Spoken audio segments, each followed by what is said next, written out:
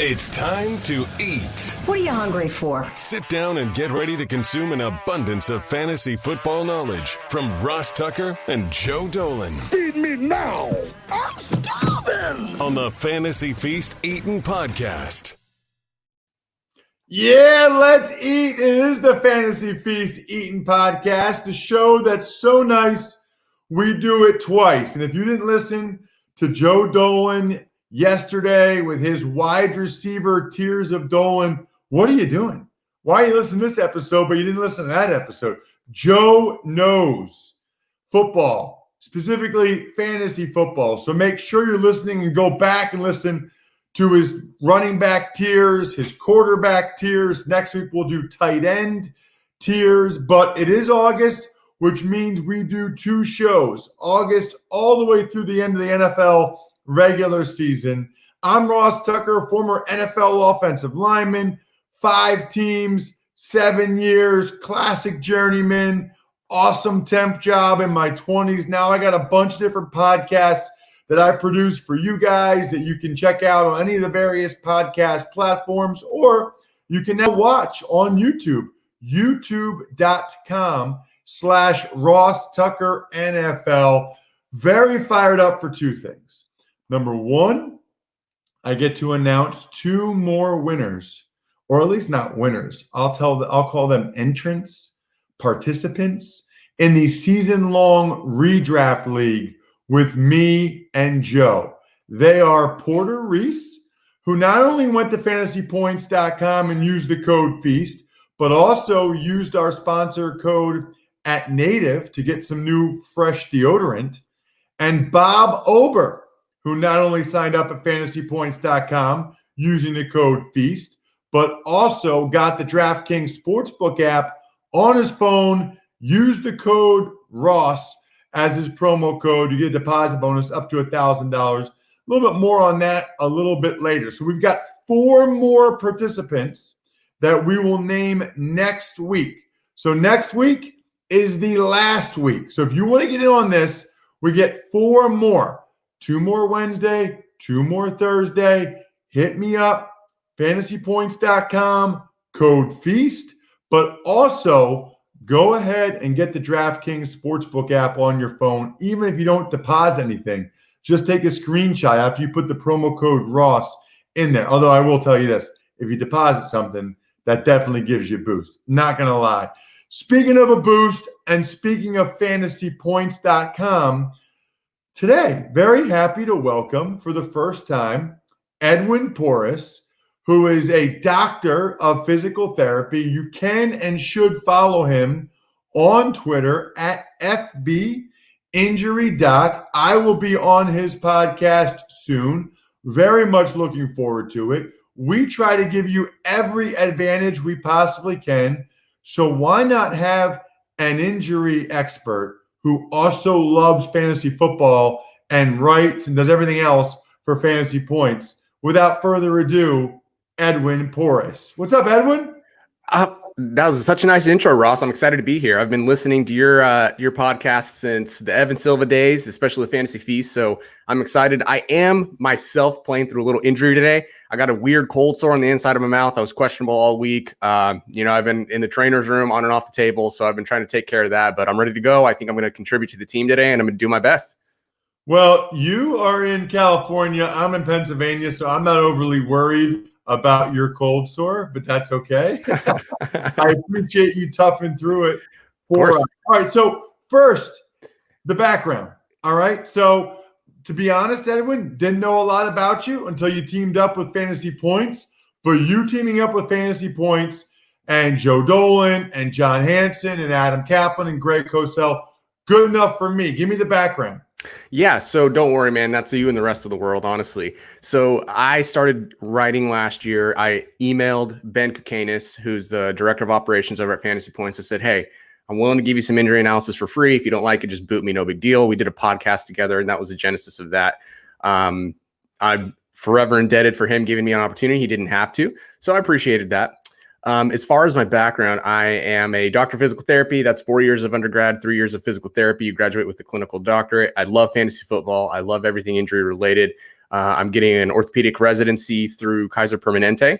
So that's like less than 10% of physical therapists will have that. It's just basically specializes in a little deeper in orthopedics and sports medicine, sports performance, and stuff like that. So I'm stoked to be on the fantasy points team. I like to joke that I'm the Christian Leitner of that team, and I'm totally fine.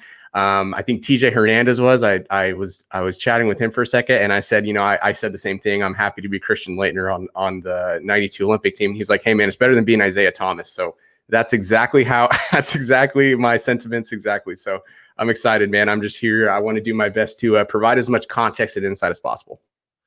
That's awesome. I love it. What about on the fantasy football side? I'm assuming you've been playing for a long time and you're a fan. Oh yeah, absolutely. I've been playing for a long time. I always wondered how all these analysts, right? This year, I am in I think 10 leagues at this point, right? And before I started doing injury analysis, I was always in 2 leagues, 2 or 3 leagues consistently for the last 5 years or so. And I always wondered how the heck all these analysts talk about being in 10, 15, 20 leagues. Now I'm in it and I'm like, holy cow, I'm in a best ball. I'm in several dynasty leagues. I'm in a bunch of redrafts. But before that, I was just mainly a redraft guy and a DFS guy. And so now I'm overwhelmed with trying to learn as much as possible every single format. So yeah, I'm huge into fantasy, huge into DFS. I'm even dipping my toe in a little bit of prop betting. So I'm excited to get as much context and learn as much as possible because I'm an injury guy. Other than that, I'm absorbing information and trying to learn as much as possible like everybody else.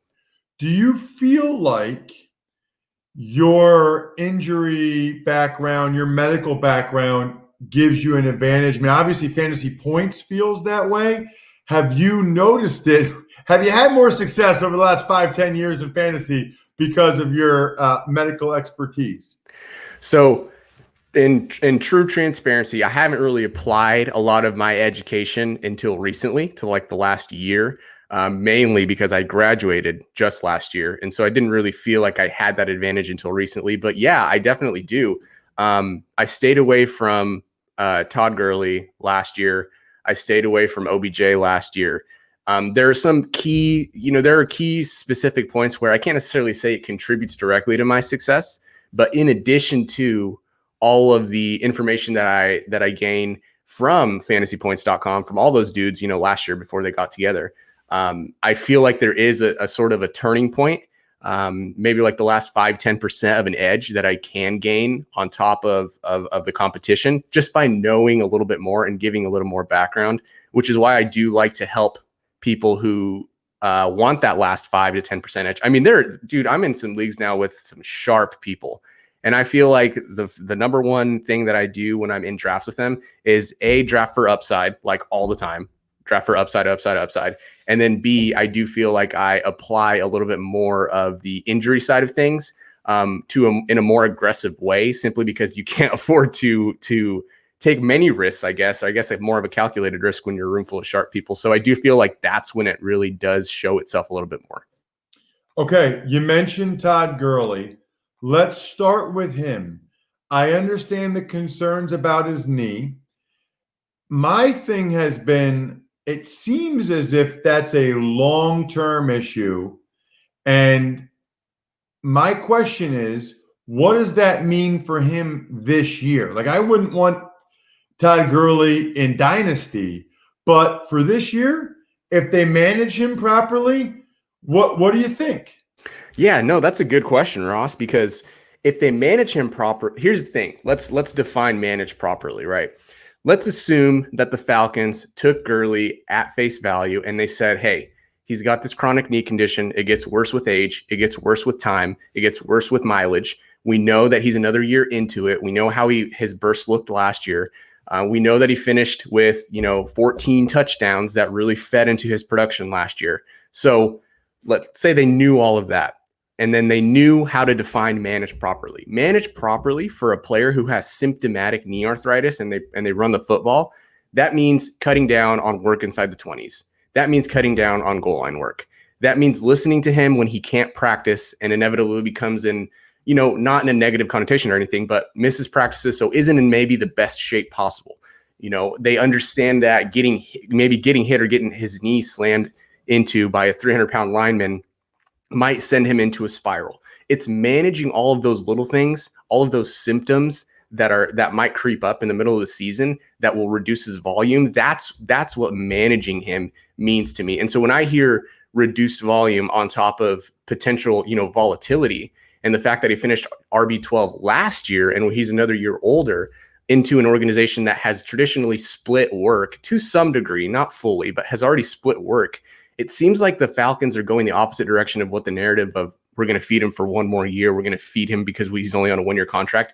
To me, when I look at that medically, I actually view it in another way, that if the Falcons are, intelligent, I shouldn't say intelligent, but if they're privy to some of this information that I am, and the PTs and docs on their staff are much smarter than I am, if they're privy to all that information, then I think they're going to go the other direction. I don't think they're going to necessarily feed him until the wheels fall off. I think that it's going to be moderated.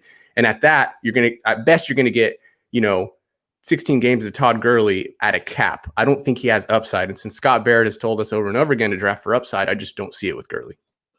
Yeah, that was going to be my ultimate question, which is based on what you know with Gurley, and it's reported knee arthritis.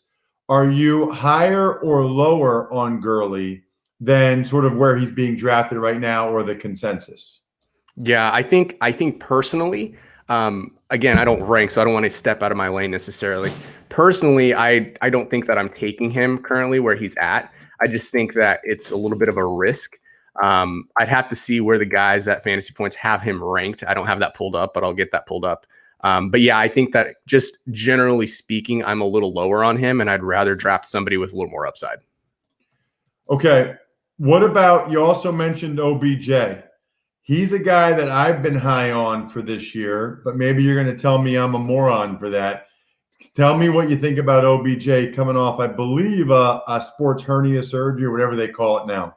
Yeah, no, you're not a moron, man. You weren't a moron before. You're not a moron now. I'm super high on OBJ too. So this is where I feel like what you asked earlier about when my expertise sort of kicks in.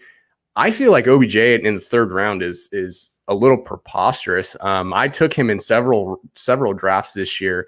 In like the third round, I think he slipped to the fourth in the drafts I took him, and that's just too far. Last year, we know he was playing through the sports hernia surgery. We know that he had that issue the entire season, starting back in camp. We know that the sports hernia surgery is one that is very, very successful. We know that in a study by Dr. Robert Jack and his buddies, his research buddies, they looked at 56 NFL athletes across the board. They did this surgery. Then they looked at their performance the year after, and there was no drop off in physical performance whatsoever. It shaved a slight amount, I think about a half of a year off of their overall career longevity. But this is a surgery that is extremely successful. I understand concerns with volume and that efficiency potentially in Cleveland. I get it. I really do. But OBJ is, and I think this term gets overused, but he is legitimately a generational talent. And, I've heard Joe say it several times before, and I've heard other analysts say it too. You just bet on talent at some point. And OBJ is too talented to pass up, especially when he's healthy. So, by the way, I actually had that surgery, Edwin, after my senior year of college at Princeton. I had it at Rutgers with Dr. Andrew Boyarsky, and I was fine. Never had an issue again afterwards. Was glad I had it. Got the surgery. And this is way back in the day where I don't know what they do to it now, but they put the mesh in and kind of opened me up and the whole deal. That's 20 years ago now. Geez. But how's the performance, Ross? Good. Yeah. I mean, I played 7 years in the NFL after exactly an issue. So one of the reasons why I'm high on OBJ. Let's get to a couple quarterbacks. I want to start with Cam Newton. He's got the shoulder. He's got the foot. We don't know if I have been of the mindset, and you can correct me if I'm wrong, that I feel like if the Panthers really thought he could physically get back to where he was, they wouldn't have cut him. So I guess I would say I'm a little skeptical. What do you think? So Cam Newton, I understand the concerns. I think, and this is me projecting a little bit of opinion, I think there is some to that. in terms of do they think that he could get back to where he was? Maybe not. I also think that once they let, once they knew Rivera was going to be out, once they knew they were sort of rebuilding, they decided maybe to go in another direction, and the rehab and the recovery and et cetera is just something they maybe just didn't want to go through again with Cam. And I understand that to a certain extent. I really do. For me, the only concern with Cam Newton at age 31, the same age as Russell Wilson, by the way, is that he had the Lisfranc surgery. That's the most recent injury. That's the one that to me is the most bothersome. Beforehand, his shoulder had actually come around and it was doing just fine. They did an arthroscopic procedure, and they with the camera, they went in, they scoped his shoulder, and his shoulder looked pristine. He wasn't reporting any symptoms. So there's that. That's good on the shoulder, but the foot, he did have that arthroscopic surgery. There is a study that shows by Dr. Singh and colleagues that there's about a 21% dip in production among skilled players when they have this Lisfranc surgery in the first year after. So you also add in the fact that the average return to play time for this specific procedure is about 10 months with a standard deviation of 3 months. And that just means that athletes can come back, or generally tend to come back, between 7 and 13 months. So we're sitting here at about the 9-month mark for Cam Newton. So if there's ever a concern about him, it's whether he'll be ready by week 1 or 2. That's the only real legitimate concern. But considering that the demands of the quarterback position are a lot different than the demands of a receiver or a running back, he doesn't have to take off and run. He doesn't have to plant, cut, and be as dynamic as running backs and receivers. So even though there is that dip in production and he might be a little bit up and down, I don't think that it's going to affect him to the point where he is not successful. We know that the re-rupture rates or refracture rates of those injuries aren't really as high as generally thought we thought before. With all those things into consideration, you sprinkle in he's a former MVP. You sprinkle in that for the first time in his career, he has a coach who is better at what he does than what Cam Newton is at playing quarterback, if that makes sense. So with that, all of those considerations taken into mind, I have no problem taking Cam Newton because the upside there is just astronomical. Interesting. Okay. Another quarterback. What about Big Ben? Yeah, Big Ben is one of those guys that, especially in 2020 with the COVID stuff going on and everything being unpredictable, he's a guy I'm willing to take, but I'm not necessarily willing to take him on his own. And that's because the widely reported Tommy John surgery, which this is confusing, so I'm not, blaming, or I thought that he had a Tommy John for a long time. He actually had a primary repair. They sutured everything back together. They didn't replace it with another tendon. And that's not as tried and true. There's not as much data and evidence to back that procedure. And so you're not getting this Tommy John surgery that's shown to improve pitchers' ERA. After pitchers have this Tommy John, they have they throw fewer walks, et cetera, and that's because the primary repair was faster. He was going to be able to get on the field faster, and so that was something that he really focused on as a 38-year-old quarterback who knows, hey, I'd rather get on the field sooner rather than later. So is he a risk to sort of be in and out, on and off the injury report? Yes. Is there a risk that potentially he damages it again, throwing over and over consecutively? Yes. But I think that considering the ADP that he's going at, I'm totally fine taking him there because, again, Big Ben throws the ball 600 times a season or something nuts. I'm willing to take that upside as long as you know that he didn't have the tried and true proven Tommy John procedure. He had sort of the second tier surgery. Interesting. Okay. You mentioned earlier that you're a big DFS guy, which is awesome. I am too becoming a big DFS guy, in large part because DraftKings is absolutely awesome, whether it's their DFS product or America's #1 rated sportsbook app. And so I wanted to ask you about 3 running backs, specifically from a DFS standpoint, and whether you envision having them in your DraftKings lineups at all this season, right? So I know it depends on the opponent, whatever, but let's just pretend it's week 1 and at FB Injury Doc is going ahead and he is posting his lineup picking this lineup. I want to know if David Johnson, Chris Carson, and James Conner are in your DraftKings lineup week 1 or really any weeks this season, Edwin.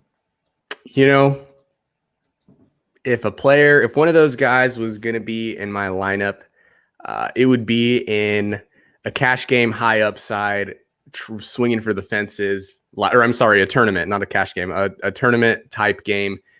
Mainly because I don't really necessarily think that they're gonna, knock it out of the park this year. We can especially start with David Johnson, who's 29 years old. We know that running backs who are between the ages of 22 and 28 are the ones who receive at least 150 carries per season. There's a reason for that.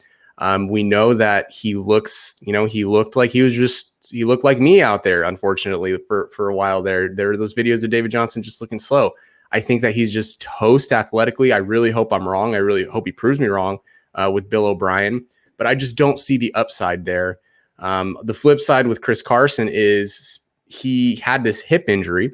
He had a fracture. We don't know why he didn't have surgery. We don't know if it was a minor fracture. We don't know if the surgeon suggested he should have surgery and it would have taken longer to come back, so he didn't do it. We don't know a lot. So there are a lot of question marks surrounding Chris Carson. So that makes me a little nervous. And then, James Conner, he hasn't shown us yet that he can be the dude. If I use James Conner in my DFS lineup with DraftKings, I definitely think that it's going to be early in the season. And it's going to be in a game where I'm almost anticipating some sort of injury. Not that you should ever do that necessarily, but James Conner's in a boat where I feel like he has to prove it to us because he's finished 13, 12, and 9 games since entering the league. Interesting to me, Edwin, because you never know when you're talking with a medical professional whether they'll just be out on everybody. You know what I mean? Like, because you know too much, the issue, so you're like, I'm out. I would say in general, you are a little more cautious on guys coming off of injuries, or you're like, hey, I'm staying away. But you weren't that way for OBJ or Cam Newton. It seems like at all the injury guys we talked about, OBJ and Cam Newton were the two guys you felt the best about. I think so. And I think it goes back to that upside that we were talking about, knowing the situation with OBJ and how he was basically every week that he practiced and played, he was making that hernia worse and he was in pain. He talked about that himself. Cam Newton, another dude who I think has huge upside, and that foot should really, really control itself this year. I think he might be playing in a little bit of pain, but the situation is just too good to pass up. The other guys, I just think, I'm not saying other people shouldn't take them or you shouldn't use them. But I like to say that my job as an injury analyst isn't to tell you to fade or take a player. My job is to lay out the entire range of outcomes. And I think that's what sometimes gets maybe lost in translation with some of this analysis, or I think it's missing in the analysis, is that injuries aren't totally random. There is a lot of data and information to apply to situations that can paint the full picture and give more context to what a player's true range of outcomes are. You got to check him out on Twitter at FB Injury Doc. And evidently they gave you your own podcast, Edwin? I started my own podcast. They were cool enough to let me throw the Fantasy Points title on it. I still need to get Ben on there. I had Joe on there, Graham on there, and Scott on there. So I got to get the whole team. It's basically the Injury Prone Fantasy Football Podcast. I talk a lot of injury, but I also bring on analysts to talk. I bring on people like you to give a little more context and their specialty and expertise. So I'm excited to do that with you, actually. So be on the lookout for that one, guys. Yeah, I'm looking forward to it. I can't wait to talk with you. It'll be great. This was awesome information. And basically the net was you're not loving David Johnson, Chris Carson, or James Conner in your DraftKings lineup. That's okay. That's fine. At least we know. Edwin, terrific job. Thank you so much for coming on the show. Really appreciate it. Yeah, definitely, Ross. I really appreciate you having me on. I'm excited. It was exciting to get that invite from you. I've been a long-time listener. So I do have one question for you, though. Oh, and now I'm nervous. Okay. At the end of every episode, you're your former offensive lineman, man. Let's be honest. Right. Are you ever really stuffed? Yes. Well, I'm not really stuffed at the end of every episode because it's just like a line I say at the end of the show. But yes, I do get stuffed. In fact, I've had issues with that recently. I'm a little bit heavier than I want to be. I need to get back to not eating seconds and thirds of everything. It's that press box food, right, man? Yeah, press box food, but also we went to the beach for a weekend and I was having everybody's leftovers. And I do better during the week at my own house when I just eat what's been portioned for me. Yeah. Out and in like a buffet or something. That's hard for me. That's relatable, man. Portion control is a big thing for me. Speaking of that, by the way, you can get more portions of awesome football content from Greg Cosell on tomorrow's Ross Tucker Football Podcast. He also is a member of evidently everybody I talk to is a member of Fantasy Points team. Again, you can use the code FEAST there. That's also how you get into the redraft league to go against me and Joe. Next week's our last week for that. Check out Greg tomorrow on the Ross Tucker Football Podcast. If you missed anything this week, boy, you got time. Friday, Saturday, Sunday to catch up on some of the other shows. College Draft was awesome. Even Money Podcast with Cousin Sal was awesome. Other than that, just for you, Edwin, I'm totally stuffed. We're done. Appreciate it, Ross. Thanks for listening to the Fantasy Feast podcast. Make sure to also subscribe to the Ross Tucker Football Podcast, Even Money, Business of Sports, and the College Draft. All available at Apple Podcasts, rosstucker.com, or wherever podcasts can be found.